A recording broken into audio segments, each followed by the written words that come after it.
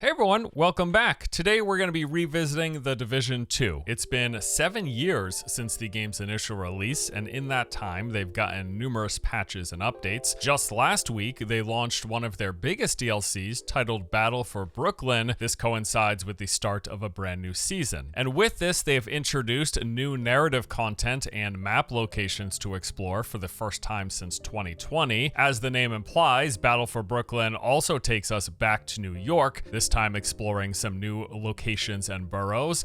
And it's also set in a new season for the franchise. It's fall, so get out your pumpkin spice lattes or whatever. This comes with some new and returning favorite gameplay stuff as well, like mobile cover makes a return, and an additional endgame mode to check out. Now, Ubisoft reached out to sponsor a video for the update. I played myself for a few afternoons, checking out some of the newest stuff, had a good time, and we'll be sharing that with you here today. If you guys like what you see here, there is of course a link available below. But yeah, Division 2, Battle for Brooklyn.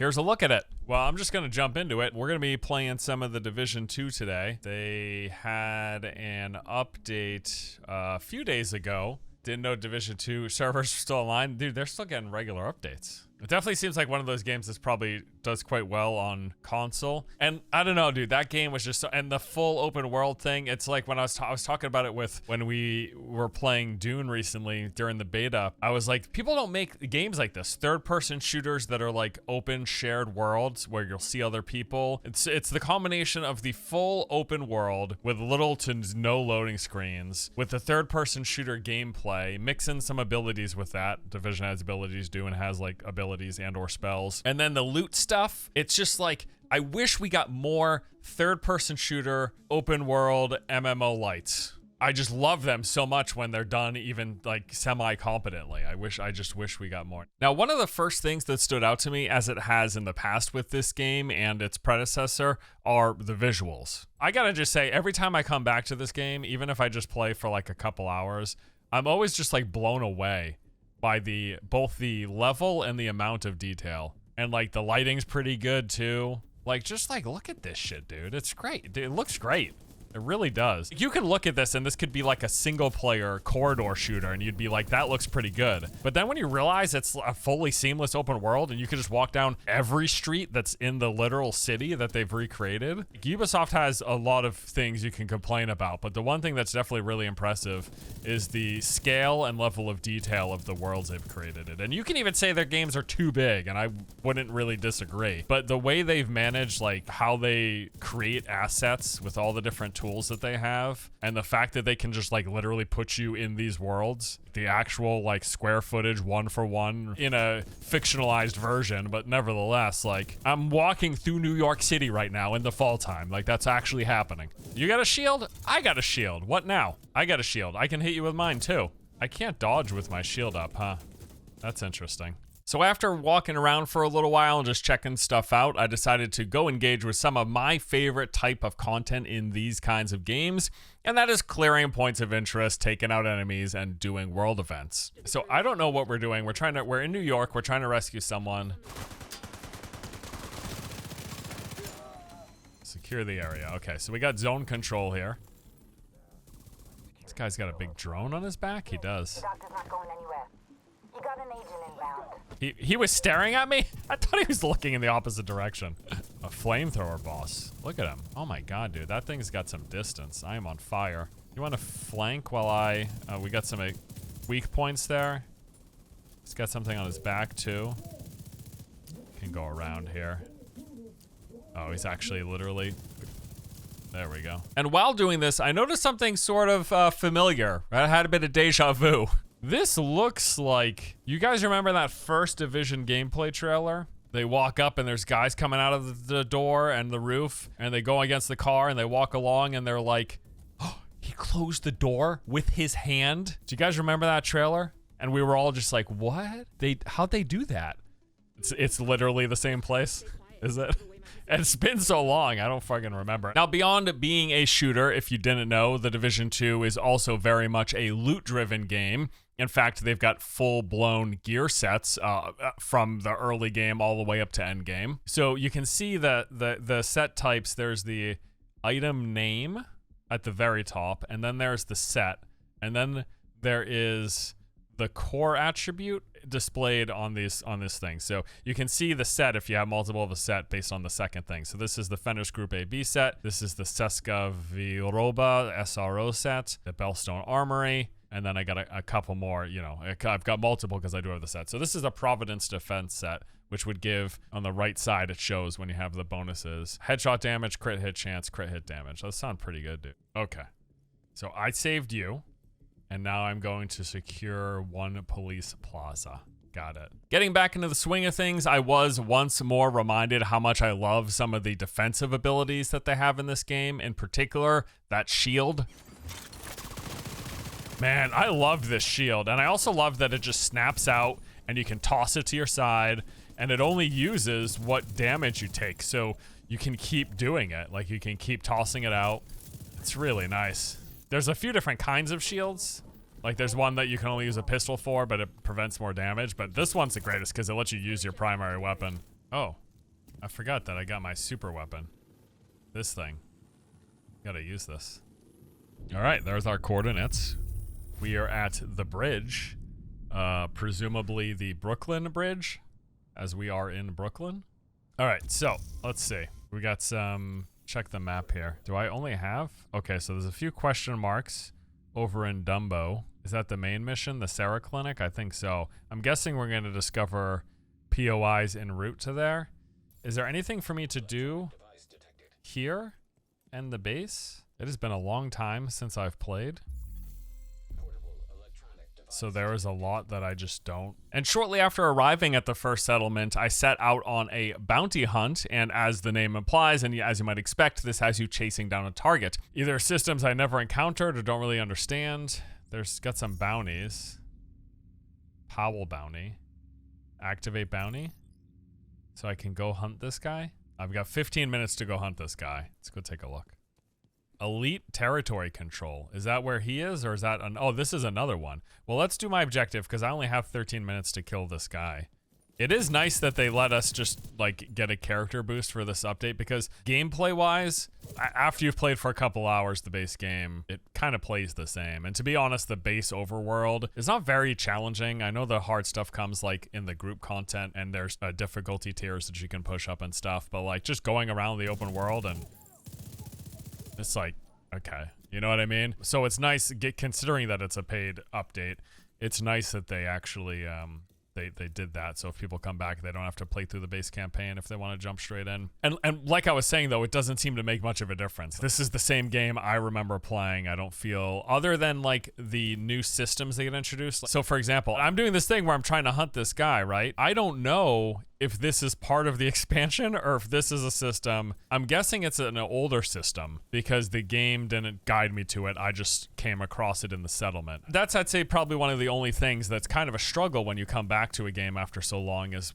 when there have been 7 years of updates. It's just kind of a lot to parse, you know what I'm saying? So where is he? Down here? That's the thing. I don't know. Is he down? He must be, right? It seems like there have been a lot of changes. I mean, they're like so much of the game is new from what I remember, or at least varied from what I remember. The core gameplay is still the same. He's up above, isn't he? Is the new content as amazing as I hope it is so far?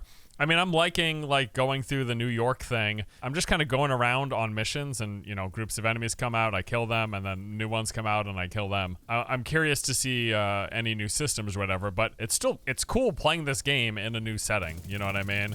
Oh, he's okay. He's in here. He's in here. Finally.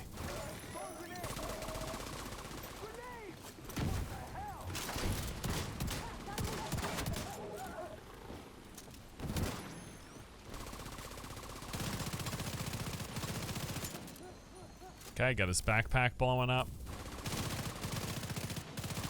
All right, I did it. Thank God. I really wasn't sure what was happening.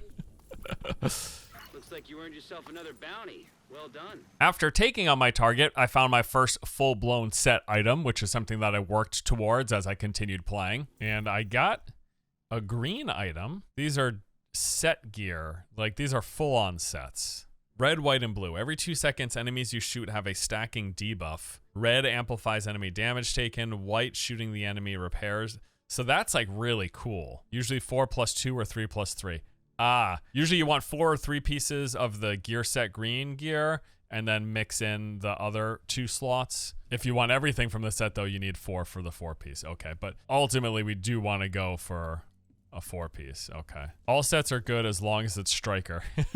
Yeah, I mean, it's kind of hard to just be like flat baseline weapon shooting increase. I think I saw somewhere there was like a bullet point of all of the things with the update. 1 brand new set and 1 new gear set. I want to check real quick because I saw like a list of all of the new stuff in this update. New enemies, unlockable skills, including the return of Smart Cover, exclusive Catalyst exotic mask, Battle for Brooklyn lays the foundation of what's next for Division 2. DLC launched on May 27th, which was 2 days ago. More modifiers. This season's global modifier is Hard-Core, bringing new build-focused bonuses for yourself and your allies to grow based on gear cores. I think when I was going to create a character, I think I saw that they have a hardcore mode in this game now. I don't know when they added it, but it's literally like hardcore, like you get 1 life. If you die, you're done. There are 3 hostile modifiers in the form of colored marks offering enemy buffs. Enemies can spawn with 1, 2, or 3 of the unique marks at once, but they cannot gain the same mark twice. You get special rewards for engaging with marked enemies. There are manhouse scouts. There's the seasonal journey with different stuff. Gear, weapons, and talents. Gear up for new build opportunities. This season brings 2 new named weapons, several new talents, and fresh additions. New exotic weapon, the Pakan RPK 74. Was that not a weapon? Was that in the original? Am I remembering this? Pakan from the 1st division? It was in Division 1? Okay, that's where I remember it from then. Funny. Player onboarding improvements, easier for new agents to learn the ropes, ground running, onboarding feature milestone builds. Oh, I saw that. So I made a fresh character. I was just playing through the base campaign yesterday. I made a fresh character, and as you level up, they give you like gear caches where they just have like the starting of a basic build. So they'll give you like 3 pieces of a build and be like, hey, these are how builds work. Here is a build. It was like level 8, level 15, something like that. It went up as you leveled up. But they basically introduce you to builds, which is really smart. Level 40 boost for a fresh new character, and there's new season pass. Okay. All right. What was I doing? Literally time passed and it's nighttime in the game. And as mentioned, the expansion comes with a whole bunch of new narrative content, so I started making my way towards one of those. I guess we'll just go work on our quest, yeah? The only real hospital left in Brooklyn. We have medics and field triage, but the maternity ward and surgical center, that's the clinic. Oh, you know what? There was a hostile POI that I uncovered right here. Let's go to that. I always really like these. So just literally enemy points of interest, territory control. You go in there, there's usually some minor objective, like stop a radio broadcast, defeat the leader, zone control, stuff like that. En route, however, I got distracted by, you guessed it, doing side content. But also, it was at this time that I found out that the game had multiple ways to ramp up the difficulty challenge with both global difficulty settings as well as directives that you can enable. And this made a big difference. Did they ever bring back world tiers, by the way? They're tiered from normal, hard, challenge, and heroic. World tiers are gone. Now the world scales to you, but there are world difficulties. Let me look at the bottom. Global settings, Z, change global difficulty. They literally have what I'm asking for. What if I did normal with all directives? Reduce starting ammo and excess ammo is lost on reload. Enemies don't drop ammo and ammo is not. Wow, that sounds awful. Cool skills. When one skill is activated, the other is put on cooldown. I actually don't hate that. That seems fine. Ragers. Killing an enemy fills the rage meter of nearby hostiles. Rage depletes over time. Full rage meter makes enemies enraged, which grants overheal. Killing an enraged enemy removes all the rage from nearby hostiles. An empty rage meter makes an enraged enemy return to normal. All right, let me try all. Yeah, I don't like ammo hoarders, but I'm kind of okay with the rest of these, except for maybe Fog of War is kind of annoying. But what if I do all but on normal? Do I need a reset? Oh, reset, changing global settings. Okay, here we go. I would like it if there was an option to ramp up the campaign difficulty and, you know, make it so that it's not just harder, but it's also like, so it's harder to take down enemies, but you get more experience. I'm a little nervous. Now, even with the modifiers, if normal is still way too easy, I'll bump it up one more. I'm just curious. I want to find the sweet spot for combat where it's not face roll, but I also don't want to be getting two-shot, so. I think going hard would be more ideal. Do you? Okay, well, before we get too far in it, let's try that then. Are you enjoying the DLC? It's been cool going through so far. Yeah, I'm enjoying it. Ramping up the difficulty was the right choice. Pretty much immediately, it felt more engaging to me, the combat.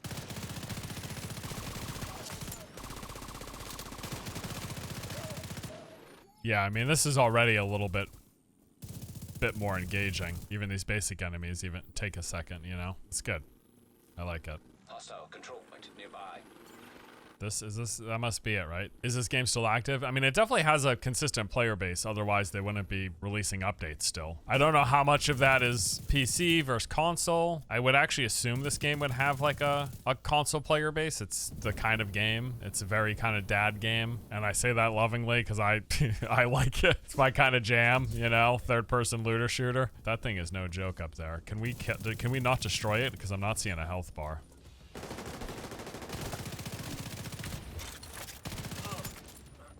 Man, I love this shield that you can still use an assault rifle with. Well, any primary weapon, not just an assault rifle. Does it destroy my turret? Can I disable this garbage? Is that explosive? No, it's not. Follow the yellow wires. Thank you. Oh, there we go. It was right there. Okay. Is the year one pass worth it, or should I get a gold edition for 11 euros less without the year one pass? Isn't it always better to just buy the cheapest version possible, see if you like it, and then decide from there if you want to spend more money? Because you can always buy the pass after, right? Yeah, let me pop my shield and see if my drone disappears. Okay, it doesn't. I kind of realized I think I've really vacated the play space. Oh my lord. Oh my lord. Oh my.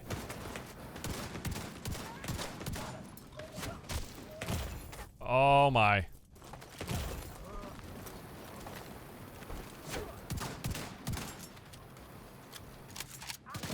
Yeah, thank you for telling me about these world difficulty settings, because it is definitely way more engaging when enemies don't just go down in 2 bullets of an assault rifle. Clearing this control point gets a supply room. Get some loot in here. All right. Excuse me? What are you guys doing here? We just took this. You kidding me?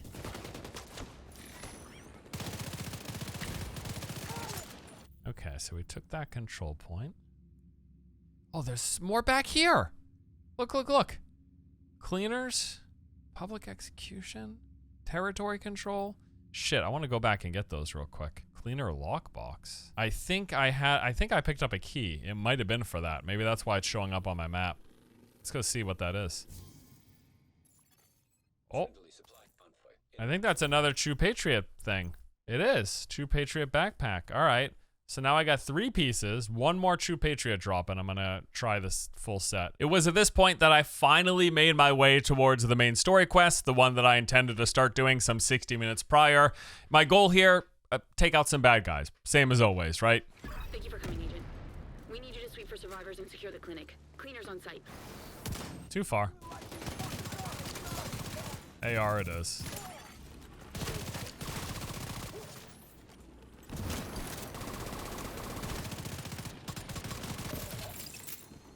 Dude, this shield is so good.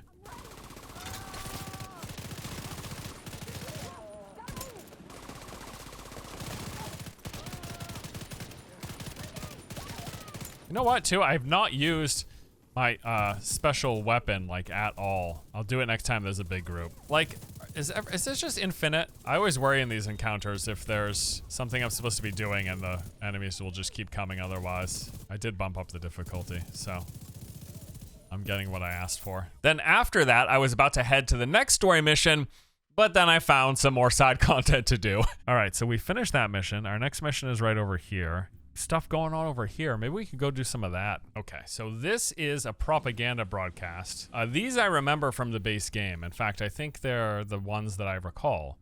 Yeah, there's propaganda broadcast, territory control, public execution, and territory control. I like the territory controls the most.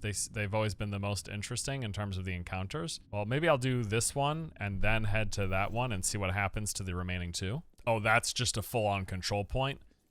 Okay. And does that feed these other side activities? Like, does the control point is that actually causing those 2 to show up? You can make the point weaker by doing the linked ones, right? Oh. All right, so these ones, these public broadcasts, there's literally a broadcast happening. There's a speaker, and I need to override it. And then some enemies come. My overriding process gets interrupted, and I've got to manually re-engage it. These guys literally climbing out of the manhole while the cover's still on. So I had cleared all of those connected events that fed into a control point, and as it turns out, that made the control point much stronger, and that was a mistake. It didn't take long for me to figure that one. Every connect activity you complete increases the CP level, stronger, not weaker. Holy shit. Agent deceased. I'm sorry, who suggested that I bump up the difficulty on this control point? Did the game get an expansion or something? Correct, yep, new Brooklyn-based expansion. We are back to New York. There was the Warlords of New York update. This one is Brooklyn-based. Oh, shoot. I gotta clear these guys first. Dude, I am literally screwed.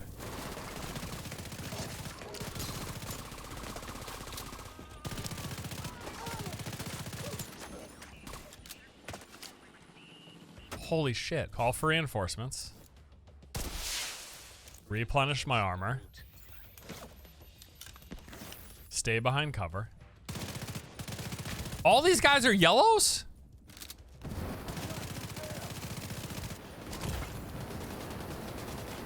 Oh my god, dude. I'm never empowering one of these control points again. Oh my god, look at my max armor. I think it'd be different if I didn't also have all these modifiers on, but like, holy crap. Getting my max armor reduced like this is just absolutely brutal. Someone told me this is the easy part. Wonderful. I'm behind cover. Why does fire still work? I know, like, technically it would, but my dear god. I'm so dead. Control points get more difficult if you do the world events that are linked to them. I know, this is my proof. People told me that, but I was like, how much harder can it be? And so I did all three, and I found out. It can be significantly harder. I almost just fell to my death.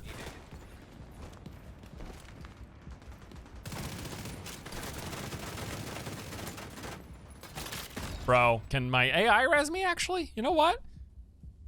Hey, you can do it! No, put the gun away, thank you. Oh my, it even gives me back some of my max armor. Oh, you're on fire? I'm so sorry about that. I promise I will res you if you get downed. Just stick with me. Damn it all to hell, could you res me please? How we doing, guys? How we doing here? You guys got this under control? I need to shut off that flamethrower. 1 second, guys, coming through. Okay, shut that flamethrower off. Keep the high ground up here. And try to get some of these idiots. I got my big bomby. Blow them up, blow them up, blow them up. There you go. Now we're gaming. There's still... Shit! Another one?